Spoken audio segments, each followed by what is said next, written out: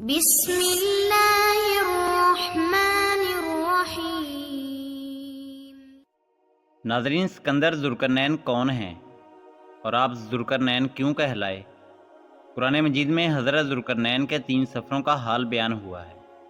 آپ نے یہ 3 سفر کہاں کہاں فرمائے، یہی ہماری آج کی ویڈیو کا موضوع ہوگا۔ ناظرین، ذوالقرنین کا نام سکندر ہے۔ یہ حضرت خضر علیہ السلام کے خالہ زاد بھائی ہیں۔ حضرت خضر علیہ السلام ان کے وزیر اور جنگوں میں علمبردار رہے ہیں۔ یہ حضرت سام بن نوح علیہ السلام کی اولاد میں سے ہیں اور یہ ایک بڑھیا کے اکلوتے فرزند ہیں۔ حضرت ابراہیم خلیل اللہ علیہ السلام کے دست حق پرست پر اسلام قبول کر کے مدتوں ان کی صحبت میں رہے، اور حضرت ابراہیم خلیل اللہ علیہ السلام نے ان کو کچھ وصیتیں بھی فرمائی تھیں۔ صحیح قول یہی ہے کہ یہ نبی نہیں ہیں بلکہ ایک بندہ صالح جو ولایت کے شرف سے سرفراز ہیں۔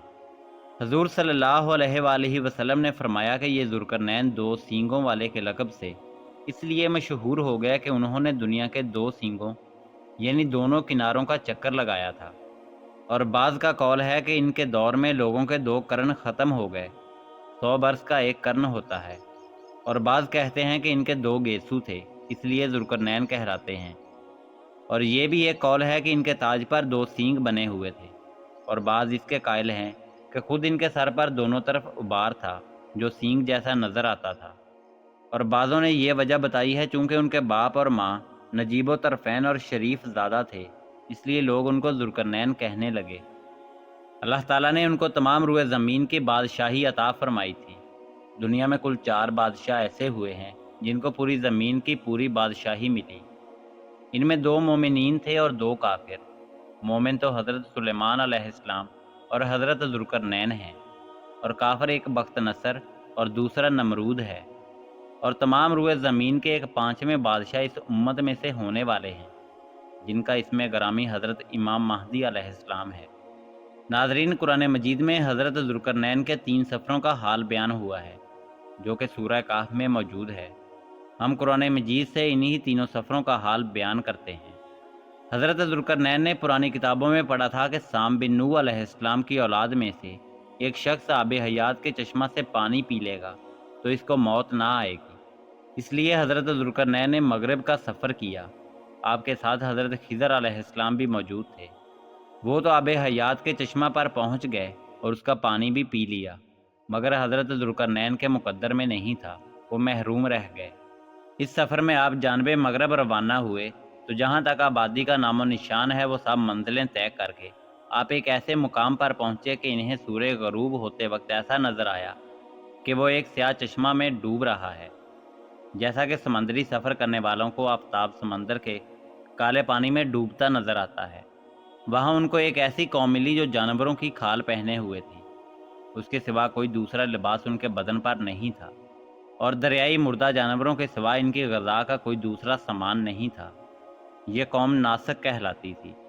حضرت ذوالقرنین نے دیکھا کہ ان کے لشکر بے شمار ہیں اور یہ لوگ بہت ہی طاقتور اور جنگجو ہیں، تو حضرت ذوالقرنین نے ان لوگوں کے گرد اپنی فوجوں کا گھیرا ڈال کر ان لوگوں کو بے بس کر دیا۔ چنانچہ کچھ تو مشرف با ایمان ہو گئے، کچھ آپ کی فوجوں کے ہاتھوں قتل ہو گئے۔ پھر آپ نے مشرق کا سفر فرمایا، یہاں تک کہ جب سورج طلوع ہونے کی جگہ پہنچے تو یہ دیکھا کہ وہاں ایک ایسی قوم ہے جس کے پاس کوئی عمارت اور مکان نہیں ہے۔ ان لوگوں کا یہ حال تھا کہ سورج طلوع ہونے کے وقت یہ لوگ زمین کی غاروں میں چھپ جاتے تھے اور سورج ڈل جانے کے بعد غاروں سے نکل کر اپنی روزی کے تلاش میں لگ جاتے تھے۔ یہ لوگ قوم منسک کہلاتے تھے۔ حضرت ذوالقرنین نے ان لوگوں کے مقابلہ میں بھی لشکر آرائی کی، اور جو لوگ ایمان لائے ان کے ساتھ بہترین سلوک کیا، اور جو اپنے کفر پر اڑے رہے ان کو قتل کر دیا۔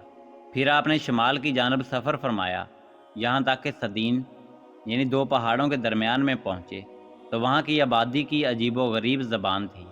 ان لوگوں کے ساتھ اشاروں سے بمشکل بات چیت کی جا سکتی تھی۔ ان لوگوں نے حضرت ذوالقرنین سے یاجوج ماجوج کے مظالم کی شکایت کی اور آپ کی مدد کے طالب ہوئے۔ یاجوج ماجوج یہ یافس بن نوح علیہ السلام کی اولاد میں سے ایک فسادی گروہ ہے، اور ان لوگوں کی تعداد بہت ہی زیادہ ہے۔ یہ لوگ بلا کے جنگجو، خونخوار اور بالکل ہی وحشی اور جنگلی ہیں، جو بالکل جانوروں کی طرح رہتے ہیں۔ मौसम रबी में ये लोग अपने गारों से निकलकर तमाम खेतियाँ और सब्जियाँ खा जाया करते थे और खुशक चीज़ों को लाद कर ले जाया करते थे। आदमी और जंगली जानवरों यहाँ तक कि सांप, बिच्छू, गिरगिट और हर छोटे बड़े जानवर को खा जाते थे। हज़रत ज़ुल्करनैन से लोगों ने फरियाद की कि हमें याजूज माजूज के शर और उनकी एज़ा रसानियों से बचाइए, और उन लोगों ने उनके इवज़ कुछ माल देने की भी पेशकश की। तो हज़रत ज़ुल्करनैन ने फरमाया कि मुझे तुम्हारे माल की ज़रूरत नहीं है, अल्लाह ताला ने मुझे सब कुछ दिया है, बस तुम लोग जिस्मानी मेहनत से मेरी मदद करो। चनाचे आपने दोनों पहाड़ों के दरमियान बुनियाद खुदवाई। जब पानी निकल आया तो इस पर पिघलाए तांबे के गारे से पत्थर जमाए गए और लोहे के तख्ते नीचे ऊपर चिन कर उनके दरमियान में लकड़ी और कोयला भरवा दिया और उसमें आग लगवा दी। इस तरह यह दीवार पहाड़ की बुलंदी तक ऊंची कर दी गई और उन दोनों पहाड़ों के दरमियान कोई जगह ना छोड़ी गई।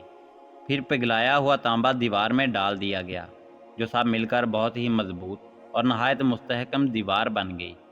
हदीस शरीफ में है कि याजूज माजूज रोज़ाना इस दीवार को तोड़ते हैं और दिन भर जब मेहनत करते करते इनको तोड़ने के करीब हो जाते हैं तो इनमें से कोई कहता है कि अब चलो बाकी को कल तोड़ डालेंगे। दूसरे दिन जब वो लोग आते हैं तो खुदा के हुक्म से वो दीवार पहले से भी ज़्यादा मजबूत हो जाती है। जब इस दीवार के टूटने का वक्त आएगा तो इनमें से कोई कहेगा कि अब चलो इंशाल्लाह कल इस दीवार को तोड़ डालेंगे। इन लोगों के इंशाल्लाह कहने की बरकत और इस कलमा का समर ये होगा कि दूसरे दिन दीवार टूट जाएगी। ये क़यामत करीब होने का वक्त होगा। दीवार टूटने के बाद याजूज माजूज निकल पड़ेंगे और ज़मीन में हर तरफ फितना फसाद और कत्ल गारत करेंगे। चश्मों और तालाबों का पानी पी डालेंगे और जानवरों और दरख्तों को खा डालेंगे। ज़मीन पर हर जगह पर फैल जाएंगे। मगर मक्का मुकरमा, मदीना तायबा, बैतुल मक़दस, इन तीनों शहरों में ये लोग दाखिल ना हो सकेंगे। फिर हज़रत ईसा अलैहिस्सलाम की दुआ से उन लोगों की गर्दनों में कीड़े पैदा हो जाएंगे और ये सब हलाक हो जाएंगे। नाज़रीन, उम्मीद करते हैं कि आपको वीडियो पसंद आई होगी। अल्लाह रब्बुल इज़्ज़त आपका हामी और नासिर हो।